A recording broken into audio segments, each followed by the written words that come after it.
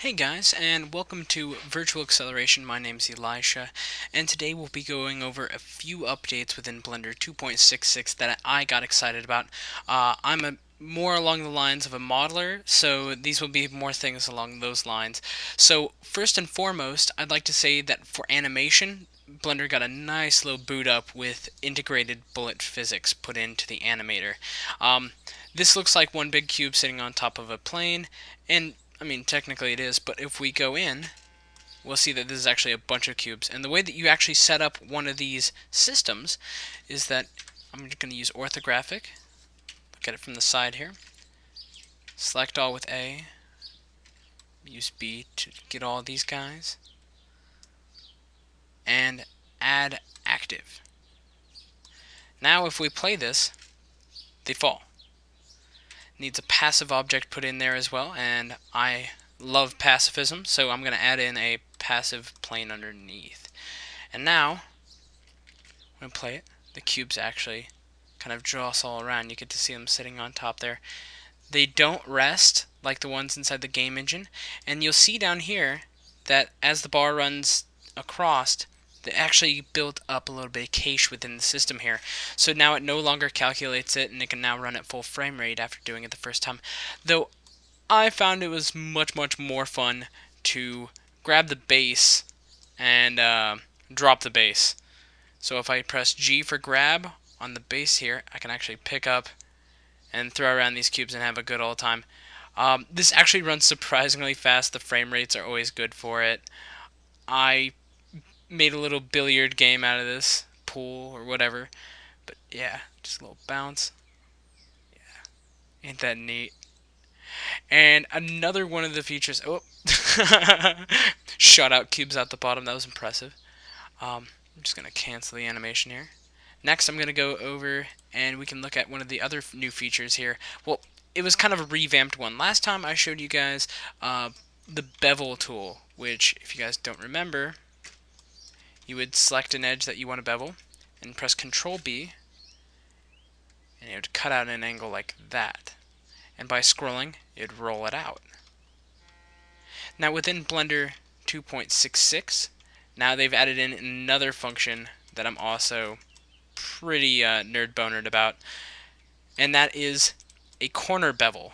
So if we select the vertex that we wanted to use and use Control Shift B, I can now look like a fool. What's going on here? Oh, that's odd. Alright, let me try that with one of the corners that I knew worked before. I think it had to do with my mouse placement when I pressed it. So let's try this out. There we go. And now we see it tiles across. And once again, by scrolling, we can actually round this out more and more. This would be good for making coffee tables, things like that. I mean, anything that you need rounded. Scroll. Another thing that I really liked about this little piece of code was that as you made it bigger, it actually stops at the corners, which is something that when we saw the bevel tool from before, edge select, Control B, it doesn't follow that same rule at all. And I think it's just due to the way that bevels really work in general. Let's scroll in. And it still works along here perfectly fine due to n-gons and everything else like that. But it's really meant for places like this where beveling, you know, it just makes sense for it to be. Well, and with no further delay, Dino Tabo, dynamic topology. Now, this was just created within a few minutes, mostly due to the fact that I'm loving the snake tool finally. If we go over to sculpt mode, come on. You will listen to your master. Okay, thank you. We can actually enable dynamic topology at any time. What tool do we have it on right now? Clay? Yeah, that one's pretty nice. And so before, obviously you had to use the topology of before. And this right here is just moving the vertices that we have already. Pretty normal. However, when you turn on dynamic topology, which is right here, then we get an entire list of tools here, including smooth shading, so we can make it do that. But I really like collapse short edges. The reason that I like it is because as you move into smaller and smaller details and things like that, it actually causes the vertice count to shoot up really, really high. So if you just took a really quick pass over with dynamic topology with collapse short edges, you can really clean up some of these things. Let's see. I didn't use symmetricize or anything else like that. Darn it.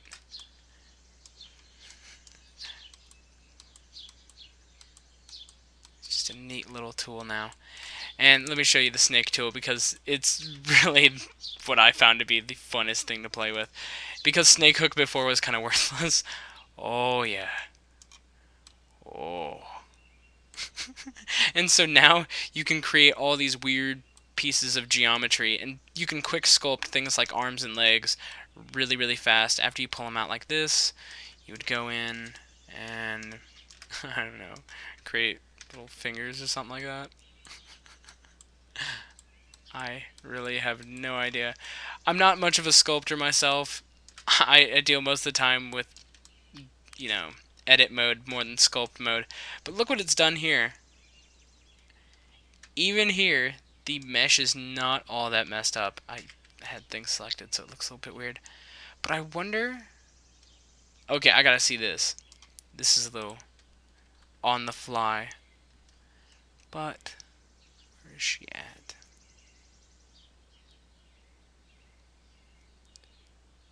Come on, where are they at? Oh, duh. Non-manifold. Are you kidding me? Okay, so it turns out this is a manifold mesh. That's nutty as all be. So basically what that means is that there's not a vertice that's out of place. There's not one that's like hanging out in space somewhere. We could 3D print this object. That is straight hosed up. I mean, as long as no, I'm not seeing anything where it's passing through itself in any odd way. This could be 3D printed. Huh, what do you know? Or this was me actually putting a little bit of time into it, and I made a head that, yeah, it looks straight awful. However, this was pulled out of a cube, so I'm okay with it. Kind of reminds me of Odo from Star Trek. But we see here that it was really, really, really, really simple to sculpt with it. And let's select the object. Come on. There we go. And with dynamic topology on, changing the detail size is actually the part of it that changes how detailed the mesh is, and also how much you zoom in and things like that. But let's go into clay, move the brush to be a little bit bigger. Yep, look at all that detail go away. Yay. But yeah, you can just kind of glob on. It's like having infinite amounts of clay to just play around with. It's just neat stuff. Well, I'd like to thank you guys very, very much for watching, and as always, go to the Virtual Acceleration page, or the Virtual Acceleration group, I should say, on Facebook, and that's a great place to get hooked up with other people that are playing around with this kind of thing. I hope this helped you guys out, and maybe shown you a few things that you didn't know were inside Blender 2.66, and peace out, guys.